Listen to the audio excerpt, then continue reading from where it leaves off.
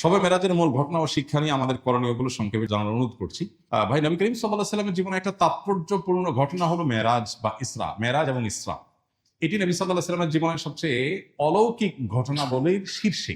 কোরআনে কারিমে আল্লাহ রাব্বুল আলামিন সূরা ইসরাতে একেবারে শুরুতে আল্লাহ বলেছেন, সুবহানাল্লাযী আসরা বিআবদিহি লাইলাম মিনাল মাসজিদিল হারামি ইলাল মাসজিদিল আকসাল্লাযী বারাকনা হাওলা। নবীজিকে আল্লাহ তাআলা মক্কার মসজিদে হারাম থেকে এক রাতে মসজিদে আকসা বাইতুল মাকদিস সেখানে আল্লাহ তাআলা তুলে নিয়ে গেছেন অলৌকিকভাবে। কিভাবে নিয়েছেন? এই সৃষ্টি জগতের সবকিছু আল্লাহ তাআলা যেরকম চালান এরকম আল্লাহ তাআলা তার নবীকে ওখানে নিয়েছেন। সেখান থেকে ঊর্ধ্বাকাশে, ঊর্ধ্ব জগতে নিয়ে গেছেন, সপ্তম আকাশ ভেদ করে আল্লাহর আরশ, আল্লাহর সাথে সাক্ষাৎ এবং বিভিন্ন নবী রাসূলদের সাথে সাক্ষাৎ করিয়ে জান্নার বিভিন্ন দৃশ্য তাকে দেখিয়েছেন। কিভাবে? সেটা কি দামি কোনো দৃশ্য দেখিয়েছেন, সরাসরি নিয়েছেন? আল্লাহ ভালো জানেন।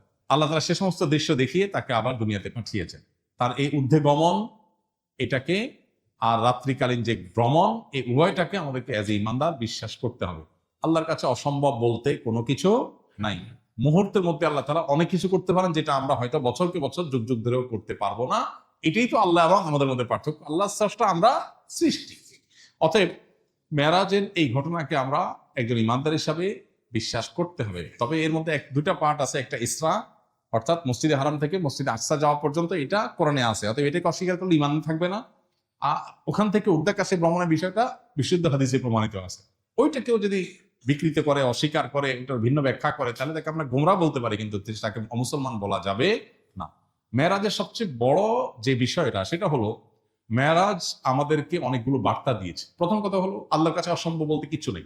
দ্বিতীয়ত, ৫ ওয়াক্ত নামাজের ইবাদত আল্লাহ দেওয়ার জন্য নবীকে ডেকে নিয়ে মেরাজে সরাসরি নির্দেশ করেছে। অন্য সব ইবাদত জিবরিলকে দিয়ে পাঠিয়েছেন। এখান থেকে বোঝা যায় নামাজের সাথে কম্পেয়ার করার মতো আরেকটা ইবাদত বা ভালো কাজ ইসলামে নাই। মুসলমানের কাছে সবচেয়ে ইম্পর্টেন্ট কাজ নামাজ, কারণ এটাকে সবচেয়ে গুরুত্বের সাথে আল্লাহ তাআলা ফরজ করে দিয়েছে।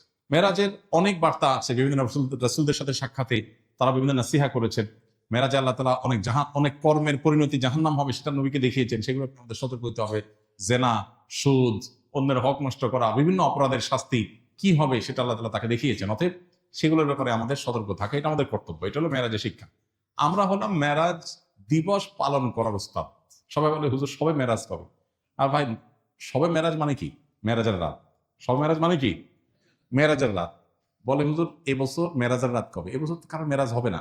মেরাজের রাত কোত্থেকে আসবে? এবছর যদি কারো মেরাজ হয় তাহলে না বলা যাবে এটা কি মেরাজের রাত।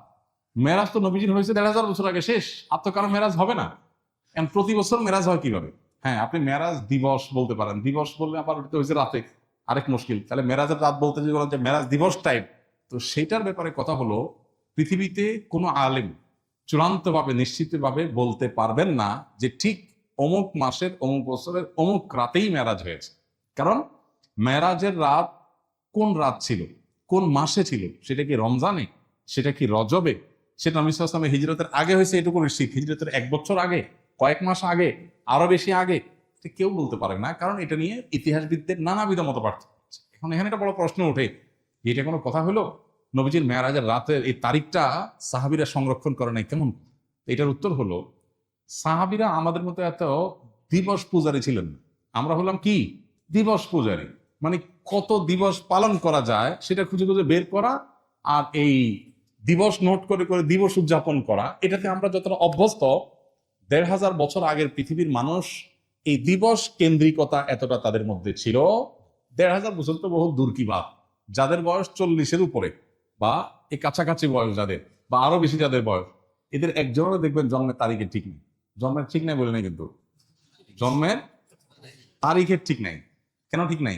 কারণ এখন যেরকম মা বাপ বাচ্চা কয়টা, কয় মিনিটে, কোন দিন, কত সেকেন্ডে হয়েছে এটাও নোট করে রাখে। কারণ তার মনে অনেক শান্তি, অনেক ফুর্তি, পেটে ভাত আছে, অ্যাকাউন্টে টাকা আছে। এই পোলার প্রতি বছর অমুক দিন, এই দিনের এতটা, এত মিনিট, এত সেকেন্ডে এসব ফুর্তি করতে হবে, এই জন্য সেটা সংরক্ষণ করে। কিন্তু ৪০ বছর আগে বাপমার কাছে এগুলোর কোনো ভ্যালু ছিল না, এত দিবস কেন্দ্রিকতা ছিল না। তাদের কাছে বাচ্চা হয়েছে এটাই গুরুত্বপূর্ণ, নাম আছে এটাই গুরুত্বপূর্ণ, কোন মাসে কোন তারিখ হইতেছে জানে না। এখানে অনেক মনে আছেন যে তার জন্মের সঠিক তারিখ সে বলতে পারবে। আমাদের দেশে পাসপোর্ট গুলো নিয়ে যারা কাজ করে তারা বলতে পারবে, বিশেষ করে গ্রামাঞ্চলে। বেশিরভাগ পুরাতন পাসপোর্ট নিয়ে কাজ করলে দেখা যায় যে সবার জন্ম তারিখ ১ জানুয়ারি। ফেসবুকে দেখবেন যে ফ্রেন্ড লিস্টে যারা আছে উইশ করার জন্য আপনার কাছে নোটিফিকেশন আসে 1 জানুয়ারি, আপনার বন্ধুদের বেশিরভাগের জন্মদিন, কারণ তার জন্মের তারিখে ঠিক আসলে নাই, তার মা বাবাও জানে তার জন্ম তারিখ কবে। এটা যদি 30 বছর 40 বছর আগে বাংলাদেশ হয়, তাহলে 1500 বছর আগের পৃথিবী যদি চিন্তা করেন কোন দিনে মেরাজ হয়েছে, সাহাবীরা এটা নোট করার জন্য এতটা গুরুত্ব দেন নাই। তাদের বিষয় ছিল মেরাজ থেকে নবীজি কি আনছেন, কি নির্দেশ দিয়েছেন, কি বার্তা দিয়েছে সেটা। আর আমাদের সেটার খবর নাই, আমরা হলাম দিবস পালন করার উস্তাদ। এই হলো আমাদের সাথে তাদের পার্থক্য। এই জন্য মেরাজকে ঘিরে কোনো দিবস কেন্দ্রিকতা নয়, বরং মেরাজের শিক্ষা আমরা ধারণ করব। চলমান মাসে মেরাজ হয়েছে, এটা অনেক ইতিহাসবিদদের মত, তবে অনেকের মতে অন্য মাসও মেরাজ হয়েছে, সে মতটাও আছে। বিধান এখানে আমাদের মেরাজকে কেন্দ্র করে আনুষ্ঠানিকতা না করে বরং মেরাজের শিক্ষাগুলো আমরা ধারণ করতে হবে। নামাজকে গুরুত্বের সাথে জীবনে নিতে হবে, জীবনের ফার্স্ট প্রায়োরিটি দিতে হবে 5 ওয়াক্ত নামাজকে। এটাই হলো মেরাজের সবচেয়ে বড় শিক্ষা গ্রহণ করা। শীতের কারণে অজু করাটা অনেক সমস্যা, বিশেষ করে মহিলাদের। যেমন আমার মা, বয়স 58, তিনি অসুস্থ, আমার স্ত্রীর ঠান্ডাজনিত সমস্যা, তারা প্রায় এশা বা মাগরিব ফজর নামাজ তায়াম্মুম করে নামাজ আদায় করেন। এ সম্পর্কে আমাদের শরীয়ত কি বলে? নামাজ কি কবুল হবে? আর তায়াম্মুম করে কোরআন তেলাওয়াত করা যাবে কিনা? দেখুন, যেখানে অজু প্রয়োজন সেখানে অজু করতে হবে, নামাজের জন্য হোক, কোরআন স্পর্শ করার জন্য হোক, অথবা তওয়াফ করার জন্য হোক, এই কাজগুলোতে অজু লাগে। অজু ছাড়া নামাজ পড়া যায় না, অজু ছাড়া কোরআন স্পর্শ করা যায় না, তেলাওয়াত মুখস্থ করা যায়, আর অজু ছাড়া কি করা যায় না? তওয়াফ করা যায় না বাইতুল্লাহ। এই 3 জিনিস, এগুলোতে অজু আবশ্যক। এখন এই জায়গাগুলোতে তায়াম্মুম তখনই করা যাবে যখন অজুতে মানুষ অপারগ হবে, অজুর কোনো অপশন থাকবে না, অনেক দূর পর্যন্ত কোনো পানি নেই, যেটুকু আছে কোনো রকম খেয়ে বাঁচার মতো, তাহলে সে তায়াম্মুম করতে পারে। এখন শীতের কারণে, আপনার এজমা রোগের কারণে, ঠান্ডাজনিত রোগের কারণে যারা অজু করতে অসুবিধা হয়, তারা তো গরম পানিতে অজু করতে পারে। আজকাল গরম পানি তো সব জায়গায় কম বেশি করার ব্যবস্থা আছে। আর কিছু না হোক, একটা ফ্লাস্ক কিনে সে ফ্লাস্কে তো আপনি গরম পানি ভরে রাখতে পারেন, এটা মিশে উজু করলেন।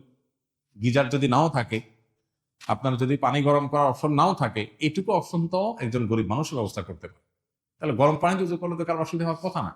যদি কারোর গরম পানিও টাচ করার মতো না, হাত ভাঙা, পাও ভাঙা, অপারেশন হয়েছে, ব্যান্ডেজ দেওয়া, পানি লাগানোই যাবে না, তাহলে তার জন্য তায়াম্মুমের অপশন আছে। কিন্তু এই যে ঠান্ডা জনিত কারণে তায়াম্মুম শুরু করে দিবেন, এত সহজ না বিষয়টা। বিষয়টা তখনই আপনি করতে পারবেন যখন অজু করার সকল অপশন আপনার কাছে বন্ধ হয়ে যাবে। আর আরেকটা বিকল্প আছে, মোজার উপরে মাসা করা। একবার মোজার উপরে অজু করে যদি মোজা পরিধান করেন, পূর্ণাঙ্গ অজু করে, দুপুরে জোহর নামাজের সময় অজু করে আপনি মোজার পরে মাসা করলেন, অজু করে মোজা পরলেন, 24 ঘন্টা পর্যন্ত যত অজু করবেন। আর মোজা যদি না খোলেন, মোজা যদি চামড়ার হয় আর কাপড়ের হলে চামড়ার মতোই হয়, ওই রকম কাপড় এখন পাওয়া যায় না, এখন যেগুলো সবগুলো অনেক পাতলা, এগুলো দিয়ে মোজার উপর মাসা করা কঠিন। বিশেষ করে হানাফি মাযহাব অনুযায়ী এটা জায়েজ নাই, আর উলামা একরাম জায়েজ বলেন, কিন্তু বেশিরভাগ মোজাই দেখা যায় এত পাতলা যে এটাতে হালকা একটু মাসা করতে গেলে ভিতরে ভিজে যায়। তো যাই হোক, মোজার পরে মাসা করার মাধ্যমে আপনি 24 ঘন্টা কি করতে পারেন? অজুর সময় পা না ধুয়ে শুধু মোজার উপর মাসা করতে পারেন। তাহলে যাদের এজমার রোগ আছে, পা ধোয়াটা তাদের জন্য অনেকের জন্য বেশি কঠিন, ওইটা আপনি করলেন না, আর বাকি অঙ্গগুলো গরম পানি দিয়ে ধুলেন, অপশনটা আমরা নিতে পারি।